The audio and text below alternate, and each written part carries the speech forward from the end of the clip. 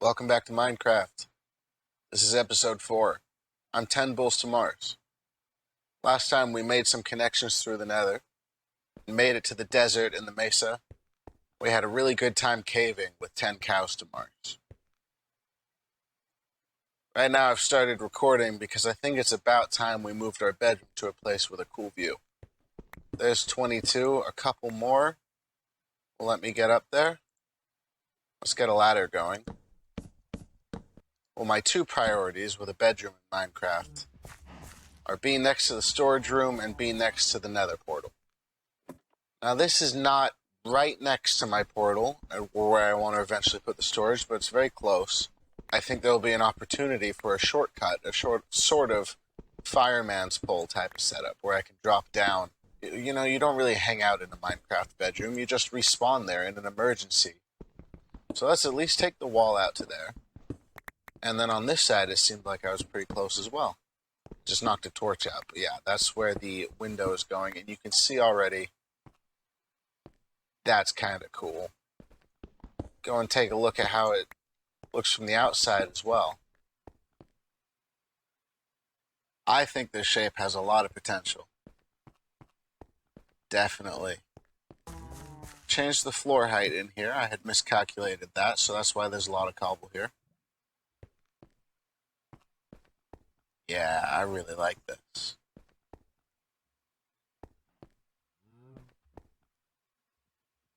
Let's take the ceiling up one more block.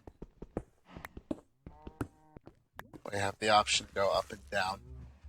They don't quite line up, but that's okay. This is a more roomy area of this room. Leaves us with a landing of 2 here. Or we could take it back. First step is here. Have the first step there. It rises up here. And then have much more room. Enjoy the view and come around here and have a bit of space. I like that. I figured out that it makes the most sense to put my fireman's pole down this hallway. That's right here. Portal room over there. Storage room is going to be this way.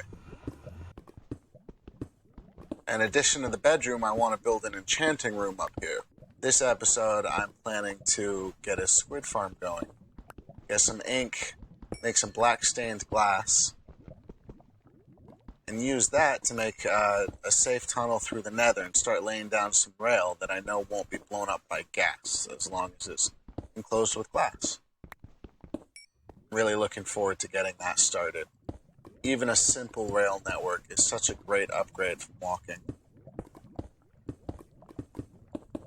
Putting the beds here. And putting some kind of headboard behind that. Chest and a chest I like to do, just for decoration or for storing personal items. It makes a nice, easy to remember AFK chest. Or you can put emergency gear in there. But I think it makes the most sense to put the enchanting room off of here somewhere.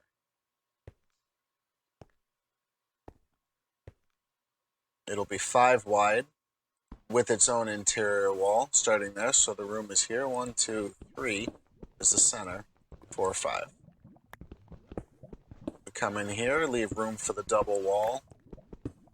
2, 3, 4, 5.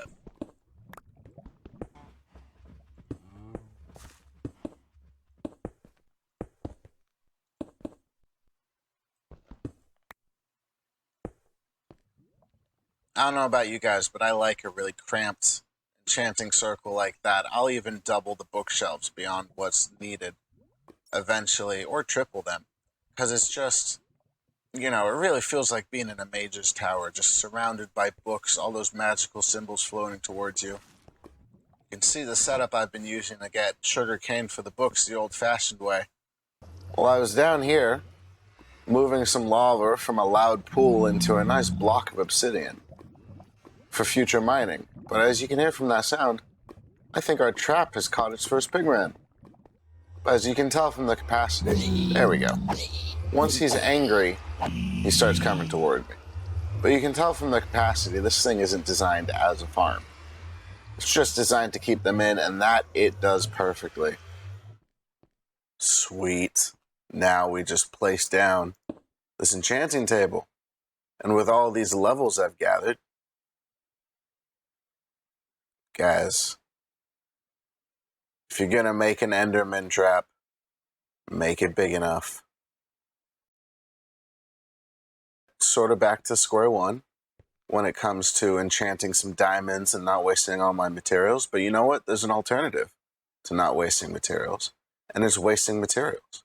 So I'm going to go do a lot of mining and a lot of digging, and I will update you on that squid farm. And I think next episode, it's going to be time to get some kind of XP farm together so I don't have to worry about things like this. I did place down a little enchanting station, which doubles as just a crafting station and anvil station for what will be the bedroom spawning room, with the hallway down here that leads to the storage room and the nether portal. And in here I'll be storing lapis and maybe some other things, but for now at least lapis. I guess some books would be a good idea, and some wooden shovels or something else cheap to put dump enchantments on. But I won't be using enchantments that long, so we'll see how much of an infrastructure I really feel like building up here, because villager trading is going to be the best way to control exactly what enchantments I have on all my gear.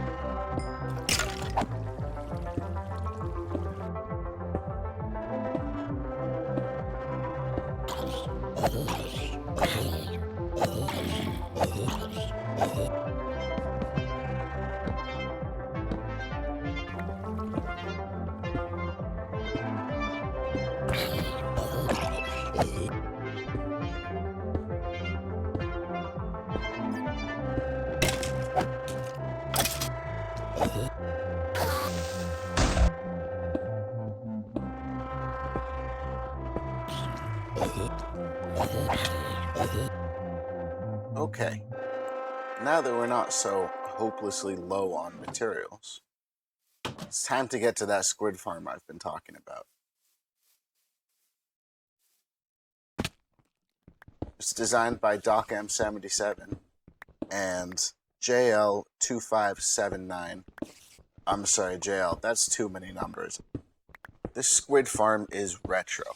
It was released in 2015 for Minecraft 1.8, but with a few tweaks, it still works in 1.12, 1.13, even 1.14. When it came out, the best place to build it was in the desert, because there's very little surface water. Any water around that's in the right biome will take up your squid spawns and reduce the rates of the farm. But now squids won't spawn in the desert. You can't build it there, but it's good to surround the farm by desert. As of 1.14, squid only spawn in rivers and oceans, but here I'm safe in the savannah because I'm in version 1.12. That means as long as I fill in the pieces of river, I should get pretty good rates. And, well, you'll see by the end of this episode, but my expectation is that it's going to rain squid. Step 1, huge hole in the ground. Step 2, some scaffolding. By the way, there will be links to a showcase and tutorial in the description. I encourage you to check those out. More scaffolding, because you forgot the fence posts have to go on top of the block and not just in front of it. 36 fence posts, because JL's ice trick no longer works. I need these pumpkins, dude. Hey.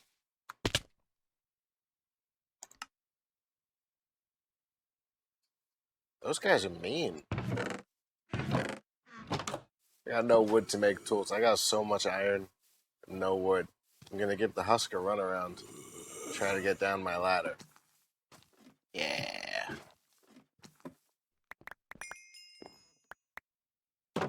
Yes, of course you can tell. Come on. Hey. You wanna come let me get rid of you? Before all your buddies show up? Okay, I'm out of here. We've got a rail system for our minecart to travel on, and a collection system made out of hoppers. Add a nice little access door. Don't forget an AFK spot. I have mine at 22, which is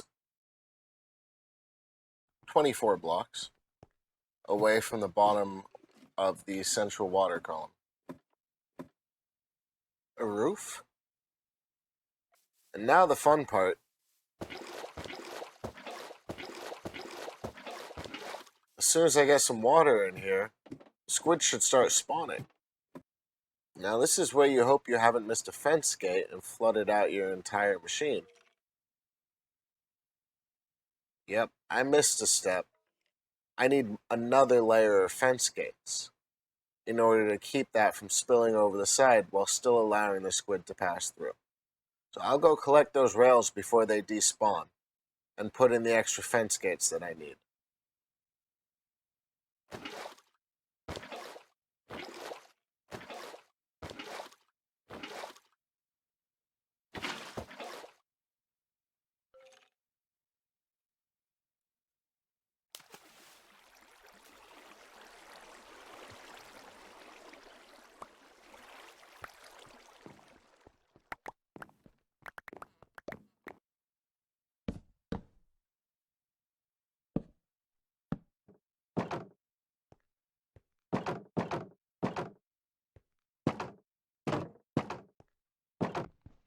Alright, I hope I've remembered it properly this time. That's gotta do it, right? I mean, the water hits an obstacle, it tries to flow off the side, now it can't flow off the side. Problem solved. Alright.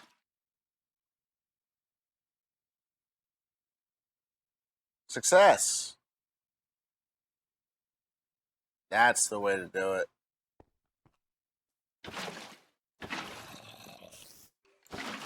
Let's take a trip to the bottom, make sure we're getting some squid spawns. You know, that's not a good sign. But I haven't filled the river in yet. You look over here, I've been in the area for a while. So it's not just that squid can spawn in the river, it's that they have spawned in the river. Filling in the river within 128 blocks of this farm will make a difference.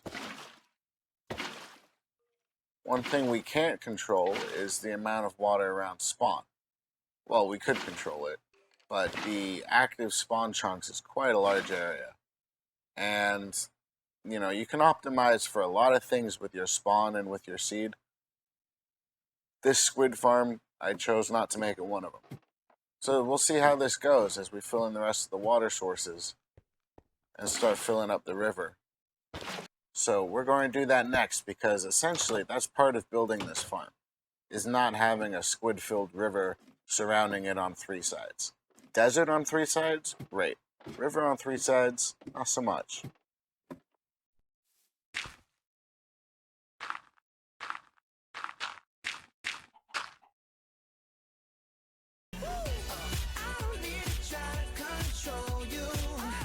I figured I'd let you guys check in and see the best sign that what I'm doing is actually working, which is that all the squid in the world have spawned either inside the farm or in this one last pool of water right here.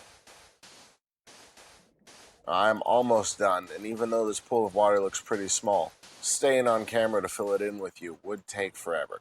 So I'm going to finish up, and we'll check in inside the farm and see how this turned out. Apparently updating a block on a diagonal doesn't count as a block update. I'm just going to leave that. According to my statistics screen here, I've mined and placed over 13,000 blocks of sand. I really didn't use any sand before this except for a bit of glass in those portal rooms. Over 13,000 was for this project. And that puts it on par with the first part of the tree farm. Well, Al Gore was right. We should have listened. We're at our AFK spot here, and there's not much to see, but there's a lot to hear. Now, I'm too tired from all that digging to sound excited, but I am pretty excited because what you're hearing there is an effectively infinite supply of squid ink. No hunting squid, no repeat work. Oh, that's a beautiful sight. The floor is just covered. It's raining! It's raining. I was wrong. I'm not too tired to be excited. Look at this. Look at this. Oh, that's great. Oh, that's great. I'm too close. Being this high up, I've got about half the spawning spots blocked. And still it's raining squid. Oh, this is ridiculous. I can't even pick them all up before there's more. I picked up almost 5 sacks of ink just walking around shooting that last clip. And there's more on the floor. Now at this point, it's time to cover the floor with glass in the layer above where the minecart runs.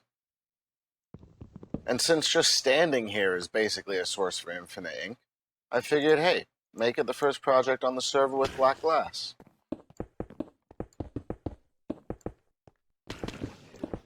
And technically, it does not have to be glass, but it's very nice to be able to see what the minecart is doing.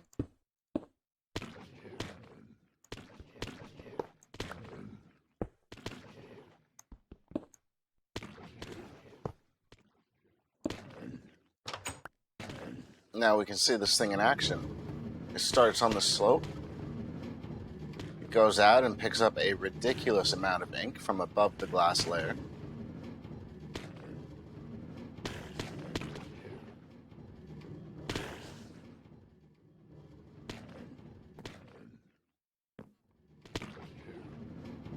And when it comes back, it'll freeze right there and unload over both of these hoppers at once, until the minecart is empty, inverting the signal and allowing it to get sent back for another run. I even collected the piece of cobble I thought I had lost.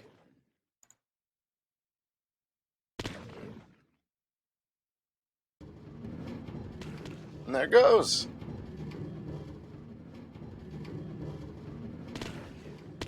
Oh, I'm so happy. Just having one thing automated. Just having a portal I can go to and get infinite of something. That's how I like to play this game.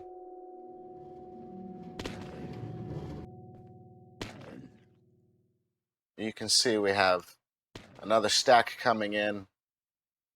It's hard to use all this ink. You can make giant walls of black concrete and black glass, and it's still hard to use all that ink. And there's more. It's just raining. I wanted to show you a feature of this portal gate that I didn't mention last episode. If you're trapped in here, let's say you've respawned in another nether portal and you need to get back to this base with no equipment, you can actually jump over this gate from inside the portal, but you can't jump over it from outside. I just thought that was kind of weird. If you really needed to, you could break those trapdoors by hand, but you don't need to. I also mentioned that the portal would be recalculated if it was destroyed by water and remade with flint. I looked into it. I think that's actually incorrect. At least as of very old versions, the game would recalculate the portal every time a player entered it. It's time to make the very basic version of my nether rail, which is going to be a long-term project on this server. I want some cool spacey tunnels for the open portions of the nether. It'll have glass walls held up by quartz stairs. And if I don't put those stairs in now, I'll have to either tear out the glass or build a whole lot of scaffolding to do it later. The internet is low on information about nether quartz ore and lava oceans in recent Minecraft versions. Long story short, you can find nether quartz ore everywhere, but there's slightly more in the highest and lowest levels, and none at the very top and bottom few layers. If you're in the ceiling, going too low will drop you into open caverns. In the floor, going too high means you'll poke through to the lava oceans. I decided to go low. Falling to your death from the ceiling leaves all your stuff in a cavern that might be hard to find and traverse. Poking through the bottom of the lava ocean means some of your stuff will burn, which would look something like this hilarious clip from earlier, or this other hilarious clip from just now. But everything that doesn't burn stays where you left it in your mining area, to be picked up without a bunch of searching and additional risk. As for where to put the ceiling, there's conflicting information out there about how low the Nether's lava oceans can reach. The wiki says about Y level 22 at the most. Yes, about Y level 22 at the most. They tried, but obviously a more exact number should exist. Exuma's video advises that level 18 to 19 is safe, with level 20 left as a barrier. Orthotope's graph starts showing a very small increase in lava generation starting as low as Y17. It seems like Exuma only sampled 8 chunks for the cavern and lake height, even though he eventually sampled 1,024 chunks to find an average ore to netherrack ratio. Orthotope sampled an incredible 103,322 chunks, which is how he found some of the rare, deeper lava oceans that Exuma missed. This mine might not grow very much, but I want to experiment with piston bolts in the future, which is a type of very fast nether travel. If I want to make sure I never ever hit a lava lake, even if I travel thousands of blocks, I want to mine at 9 to 15 with a ceiling at 16. Higher and I will hit lava oceans. Lower and I'll dig up less nether quartz per piece of netherrack. If I ever build a TNT tunnel bore machine, I'll see about keeping it in that 9 to 15 range so I don't get lava floods. One last thing, ghast proofing. Y9 to Y15 is 7 blocks high. Ghast can spawn in either a 4 high or 5 high gap. Again, there's conflicting information online. I've decided to just test this myself. I'll make my initial dig 4 blocks tall, from Y12 to Y15. And if that's tall enough for a ghast to spawn, I'm sure I'll find out soon enough. Did you know that? Okay, they can spawn in 4. They can spawn in 4. Now you know. Time to level with you guys. I made a commitment with this series, and that's to grind with a good attitude. But this quartz thing is going to wait. This is where I got after mining 3 whole chunks, and then taking these mine shafts you see in the walls out 112 blocks each. I need to fill up to about here to make just 200 or 300 blocks of tunnel. If I had used Fortune 3, I'd have 2.2 times as much quartz to show for it. So I'm going to do a more productive form of grinding. I'm going to start shooting episode 5 right now. I'm going to build an 8,000 block infinite XP farm, and we're going to come back to this nether quarry with Fortune 3 and Efficiency 2 or better. Now here's the rails I promised, sans quartz. Thanks for watching. I'm 10 Bulls to Mars, and this view is awesome.